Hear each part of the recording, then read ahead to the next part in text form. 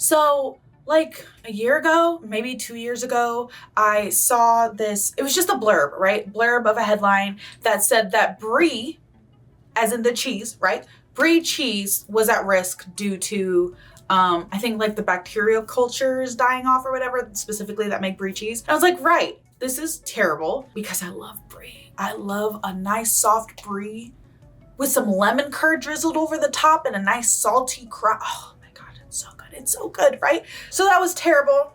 Then I didn't hear anything else about it. So I was like, okay, maybe the cheese is safe. The cheese is not safe because you know what I just read a few days ago? Parmigiano Reggiano is at risk because of global warming and the rising temperatures are making it so that we cannot make Parmesan anymore. Guys, look. A lot has been taken from me in recent years, okay? Joann's, the 99-cent store, Bahama Breeze. I don't know if I can take another loss. I don't know, like, anyway, I'm at my wit's end, okay? If we lose Parmesan, we have to riot.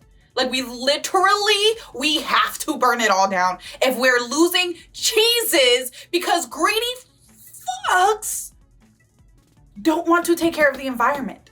Are you joking? Are you kidding me? Jeff Bezos is taking Parmesan away from me? Anywhoosins, what up, Ho Biscuits? It's your girl Skitten, back at it again. I felt like talking about Parmesan was very topical because we are here to watch the second episode of Caterina Sforza, and she was Italian. I hope you guys are doing well. I hope you guys are staying safe and sanitized. Assassinations and Revenge from Extra History. I am super excited, but before we get into the video, we do just very briefly have to touch upon our daily affirmations, which are that you need to, 1, be drinking water. 2,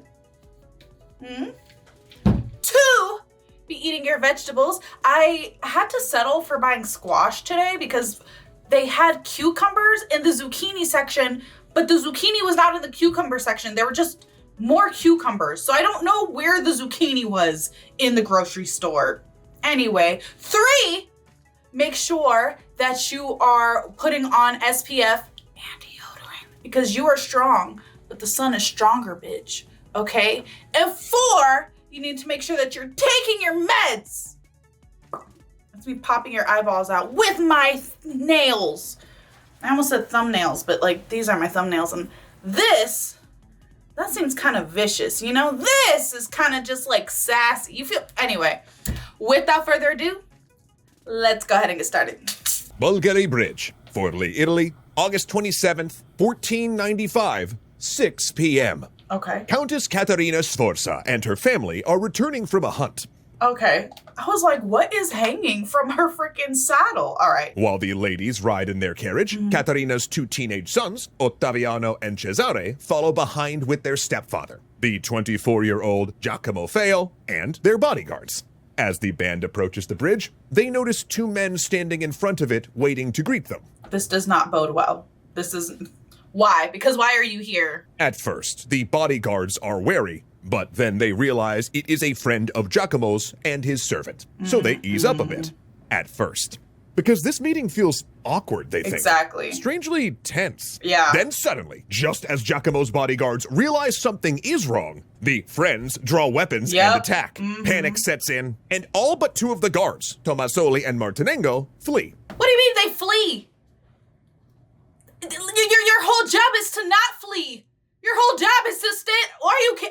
All right. That's like if the Secret Service didn't do their job. You feel me? Loyal to Caterina's family, they throw themselves at Giacomo's attackers, but their sword strokes are deflected by the coat of mail the lead assassin is wearing. Yeah. Hastily, Giacomo's attackers demand the bodyguards stop trying to impede them, Okay. yelling whose orders they are obeying, revealing just who in fact demanded the death of Giacomo. For it is none other than Caterina herself.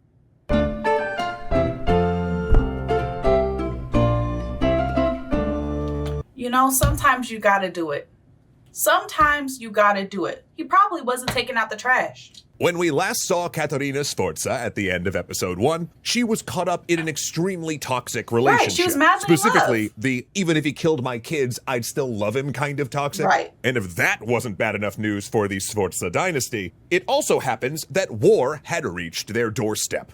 Intent on following up on a claim to the kingship of Naples, Charles VIII of France had invaded Italian soil with a massive army. And it was right by Of course, them. this being 15th century Italy, the French incursion was very far from being a case of one country at war with another. A number of Italian nobles and cities supported Charles, including the powerful Duke of Milan, who also happened to be Caterina's uncle. Oh shit, that might make the family reunion a little bit awkward, you feel me? With the regions of Imola and Forli lying along the route of the French incursion. Well, that meant Caterina had a vital decision to make.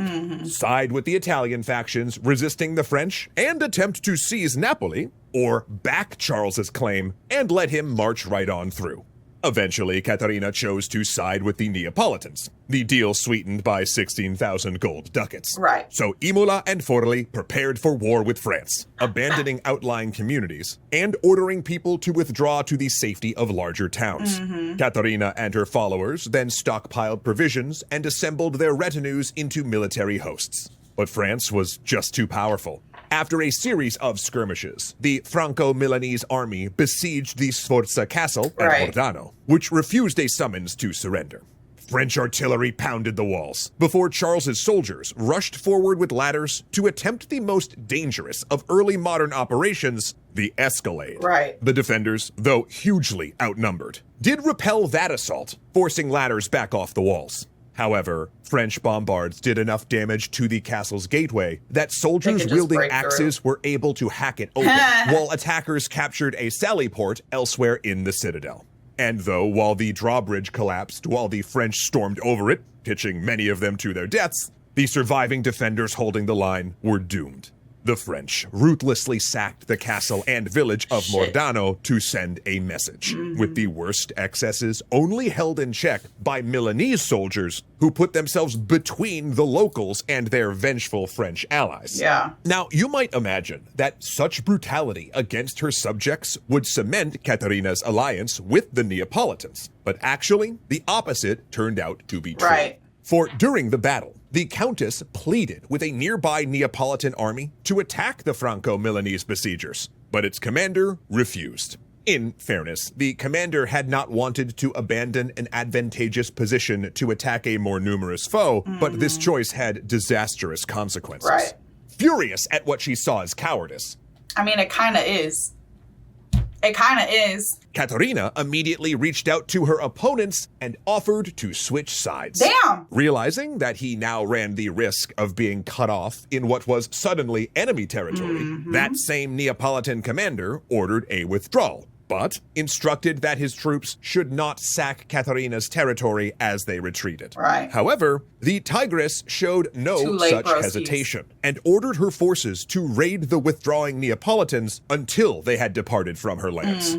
All in all, the French invasion was a success, at least initially. Because why are you messing with me? Why are you? You are here under my good graces. Why are you pissing me off? But acts such as the sacking of Mordano and the fall of Naples Right. prompted many of the Italian states, including Milan, to form a new alliance, the League of Venice. Spain and the Holy Roman Empire would ultimately fight back against France. Charles Smart. withdrew his army from Italy, and Caterina managed to avoid any fallout by declaring her territory neutral. Over Smart. 6 decades of intermittent war followed, as the French continued to press their claims, but that is a story for another time. Right. European, like the history of European wars and who had claim to what is so messy, bro. It's fascinating. It's the best soap opera ever. It's so good. It's so interesting. We're definitely going to get into it elsewhere on the channel because that shit is crazy. Because what do you mean the King of France has claims to Italy, but also potentially can be the Holy Roman Emperor and also has claims to parts of England? What are you talking about? These people sucked at contracts. What's important here is that Caterina's territories were temporarily secure, though her family was anything but. This shit's not Her going husband, well. the young stable groom turned upstart noble named Giacomo Feo, continued to act as though he, rather than Caterina or her eldest son Ottaviano, ruled Imola and Forli. Now, if we've learned one thing from the first episode in this series... This is, by the way, one of my favorite illustrations that they've ever done. One of my favorite. It's that when 15th century Italian nobles get upset, stabbings occur. Mind you, she has firsthand knowledge of this. Firsthand, secondhand, like multiple firsthand and a couple secondhand. Like she knows. She knows how the game goes. Well, Caterina's husband appeared to have forgotten that very important fact, and would you look at the time? He was about to get a sharp reminder in the form of the scene we opened this episode with. Now, as a quick aside, one theme of Renaissance Italy was that bodyguards of the period weren't necessarily all that good at guarding the body of their employer. Right. So when Giacomo was detained by an erstwhile friend and then set upon by assassins, most of them just turned tail and ran. Yeah, which is Only crazy. 2 stayed and attempted to intervene. Tomasoli and Martinengo. Did they live? Only to have Giacomo's treacherous friend claim he was acting on behalf of Is he biting him? Ottaviano and Caterina herself, who had secretly instructed the killing. So they have to stop helping too. The injured Giacomo was then dragged away to the Church of St. Bernard, where 2 priests who were in on the plot finished him off and threw his mutilated body into a pit. Oh my God, so it succeeded. Okay, low-key, y'all. Low-key, I thought she was just trying to scare him. I thought she was just trying to scare him and like teach him a lesson about who was in charge, which I mean, I guess he did learn the ultimate lesson. Or I didn't think that he actually got murderized. Are you kidding me? Oh, this lady's ruthless. Like their accomplices, they too claimed to be acting on Caterina's commands. Right. But what was really going on here, right? Did Caterina order the assassination of the man that she loved and was I feel like basically she doesn't, obsessed right? with? Obviously. Well, one thing's for sure. She was unable to deny the accusation, as she had fled from her carriage to the citadel at the first sign of trouble as well. Her sons, Ottaviano and Cesare, decided to risk not following her, fearing that if she was the next target, they might become collateral. They just left oh my God, this whole family is full of snakes. Word spread through Forli like wildfire. And we can only imagine Caterina's thoughts as the people stormed into the streets and began chanting her name, believing that she had finally acted against her overbearing husband. Right. It certainly They're didn't happy improve about the it. assassin's odds of survival once she regained control of the situation. The Venetian historian Marino Sonuto described the brutality that happened next. Oof. This Madonna armed herself with all the weapons and came to where Domino Giacomo had been killed and saw him dead, cut into 100 pieces. By the way, what is with their obsession with not just murdering people? And don't get me wrong, okay? If you've been on this channel, you know I am a huge proponent of 1, do not let them monologue kill them, and 2, don't trust that they're dead until you cut their head off, right? Most people generally cannot recover from their head being removed, right? Like, slit that nigga's throat and be done with it. But what is with the obsession with like the multiple stabbings and the hacking into pieces? What is that? That's a bit much for me personally. I'm just curious about why that was standard practice for assassinations. Like, is it just so we know for sure, or does it have like a symbolic I would just like to know. And when she asked where the houses of these traitors were, she went there with certain men-at-arms and foot soldiers and had their women taken and had them cut into pieces, among which there were many pregnant. She also had 3-year-old children killed. Then she had the conspirators quartered and put the pieces at the gates. Oh my God, bitch! Caterina's grief-stricken, vengeful rampage lasted weeks and ultimately saw 38 people executed, including not just the conspirators, but also their innocent families. Damn, Others bitch. were stripped of money and property and sent into exile.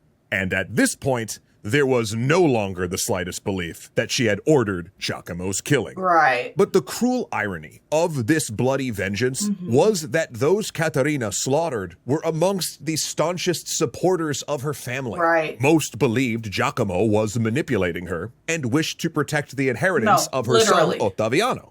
In doing so, however, they paid the steepest price imaginable. This sustained campaign of violence re-established Caterina as the sole master of Furli, but her reputation would never fully recover. Yeah. Some in the city and in the wider Italian states would now forever view her as a bloody tyrant. Right. Now, given the tumultuousness of her life and the sheer number of things which happened to her, it is probably worthwhile mentioning at this point, Caterina was still only 32 years old. Golly, So with her bro. thirst for vengeance slaked, she resumed her rule over Imola and Forli, and less than half a year after Giacomo's murder, again found herself enamored by a handsome younger man. And I would just like to reiterate a point that I made previously, which is that this girl was married off at 10 years old. She was having her first baby by what, 15, 16? She has no healthy concept of love, romance, affection. Like she just doesn't know. You know what I'm saying? Like she watched, or not watched, but like her first husband and her father were both assassinated. Like those things are going to shape her psyche, right? Those things are going to shape how she feels like the world should operate. So every time they're like, oh, she falls in love with the younger man, I'm like, yeah, that makes sense to me. To say that Caterina's passions ran hot would be an understatement. Besides her husbands, she enjoyed a number of lovers over the years, hell though yeah, it is girl. difficult Get it. to disentangle confirmed liaisons from objects of scandalous rumor. Right. Because again, she was also a woman in power, so things are going to be said about her in order to kind of diminish her, in order to shame her, as they did back then, and still do, to be quite honest. Though some did leave a lasting impression, Right. and Giovanni de' Medici was one Ooh, such a Medici. man. Despite the name of the familial branch he belonged to, Pompolano, or commoner, this new object of Caterina's affections was a far cry from the stable groom that Giacomo had started out as. Yeah. Giovanni was a scion of the infamous and powerful Italian noble family, the Medicis. Also, he and his brother were much younger cousins to the more famous Lorenzo and Giuliano de' Medici, who we went into depth on in our Pazzi conspiracy series, and were educated in their court. Might check that out next. Following a period of exile due to his support for Savonarola, who you can also learn more about in an episode we did on him here. Dang, we do a lot of episodes. Yeah. He was appointed ambassador to his home city-state of Florence. Okay. During one of his diplomatic journeys, he spent time in Forli and met with the Countess. Nice. Love bloomed, and in September of 1497, they were married. Tied the As knot, with sure. Giacomo, the nuptials were initially kept a secret, albeit for different reasons here. This time, Caterina had the backing of both her uncle, the Duke of Milan, and her children, ensuring there would be no legal family rupture. Perfect. The marriage was still covered up because the idea of the Sforza matriarch marrying a Medici could have been considered a dangerous power play. Yeah. I was going to say, the Pope is probably not going to like that, because isn't it still the Pope that does not like her? Rumors abound, but that was nothing new with the Tigress of Forli. Claims about her so-called appetites were commonplace throughout the Italian courts, and they actually helped conceal the object of her latest passion, Giovanni. Then, in April 1498, Caterina gave birth to his son, Ludovico, later also known as Giovanni. Hell yeah. Okay, for those of you A lot keeping of score at home, Giovannis. we've now had another assassination, Right. another secret marriage, Right. another child, Right. so that must mean, ooh, yep, there it is. It's about time for another war. I didn't The even think about city-states that. of Florence and Venice had been in conflict for some time, and Caterina's marriage meant she was now in league with the former. And once again, her territory was right in between the two warring sides. Right. The Florentines requested a company of soldiers, trained and equipped by Caterina, and commanded by her now 19-year-old son, Ottaviano, to assist in the war with Venice. Ever the martial woman, Caterina agreed, and was shortly delighted by the news of her eldest son's first victory. Oh, look. Ottaviano was showing signs of developing into a warrior that would have made Caterina's mercenary ancestors proud. Why do I feel like that means he's about to die? Why do I... This is just because I've been consuming a lot of media. When I tell you that Attack on Titan completely destroyed any sense of security. Attack on Titan and Akame ga Kill, both very formative to me, but they have completely destroyed any sense of security or safety that I have for people that I like or care about or know about in the show. But that's how I feel. Oh, and Grey's Anatomy. I can't forget Grey's Anatomy. Anyway, the point is, that's how I feel about in real life. Things are going well, dead. Like, oh, you just graduated college and you are married or getting married to the love of your life and blah, blah, blah. Dead. That might mean something's wrong with me. Yet the glad tidings were soon followed by ill news. Because Giovanni, who had initially joined Ottaviano on the front lines, was not long for this world. Oh my God! Is it stab o'clock already again? Wait, no, hold on, let me double check this. Huh, would you look at that? Unlike Caterina's father, first husband, and second husband, Giovanni's death didn't involve a blade at all. Instead, he took ill and died in Caterina's arms in September of 1498. Damn. The court at Forli entered into mourning, to the shock of many, actually, who hadn't even realized that Caterina and Giovanni had been married. Damn. As ever, Caterina did not have long to grieve. While she had retained a degree of neutrality in the war with Venice, she personally oversaw the levying, equipping, and training of thousands of soldiers to fight for the Florentine cause.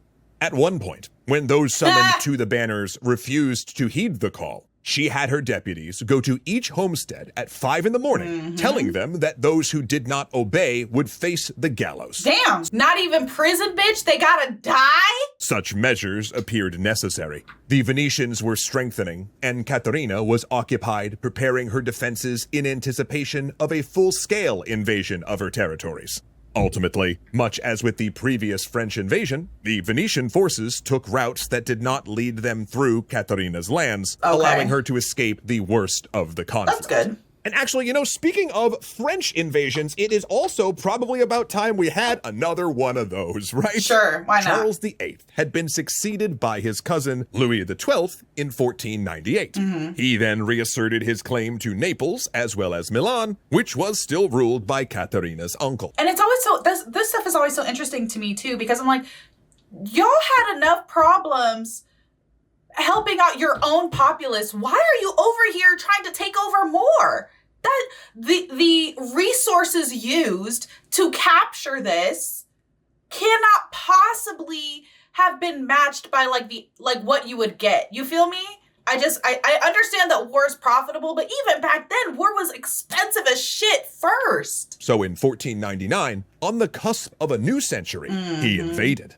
Now, you might think that after assassinations, riots, invasions, and the death of 3 husbands, Caterina Sforza would be due for a bit of a break. Right. But that was not in the cards. Still only in her mid-30s, her greatest tests yet lay before her. What's that, that phrase that people use, God's toughest battles he gives to his strongest soldiers. Now, I am personally of the belief, I am not your strongest soldier. I'm gonna need you to chill the fuck out, right?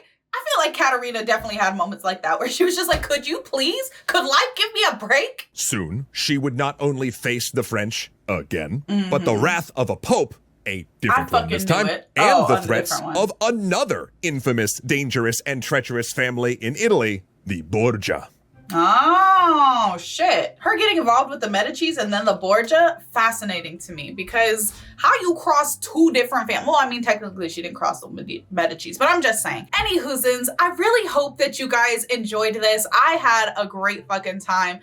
This is why I honestly prefer European history to American history. Like, this shit is so interesting. And there's so many, like, we're only in we're in the 1500s now, right? Like, we're only in the 1500s and all this shit is happening. And all of this stuff is happening within, 20 years of this lady's life? Like, what are we doing? Anywhoozins, don't forget to leave your reaction requests and recommendations down in the comments below. And other than that, peace out, Ho Biscuits. It's Skittin' Lit.